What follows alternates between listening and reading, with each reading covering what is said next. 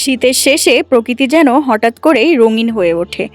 চারিদিকে ছড়িয়ে পড়ে হলুদ আলোর ছোঁয়া, যার নাম সরিষা ফুল। শীত যখন ধীরে ধীরে বিদায়ের পথে, ঠিক তখনই প্রকৃতি নিজেকে সাজিয়ে তোলে হলুদ রঙে। এই সরিষা ফুলের মাঠ যেন শীতের শেষের সবচেয়ে সুন্দর উপহার।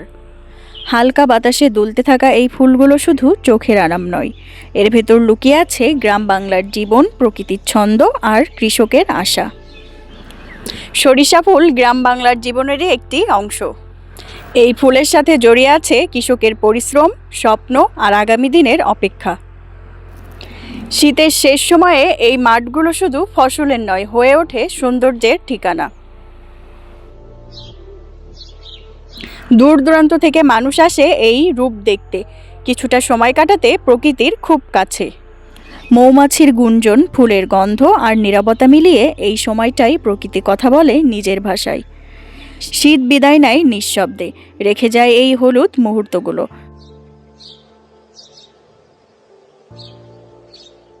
সরিষা ফুল মনে করিয়ে দেয় সব সৌন্দর্য শব্দে নয়, অনুভবে ধরা পড়ে। শীত চলে যায়, ফুল ঝরে পড়ে, কিন্তু সরিষা ফুলের এই সৌন্দর্য মানুষের মনে থেকে যায় শীতের শেষের এক নীরব স্মৃতি হয়ে।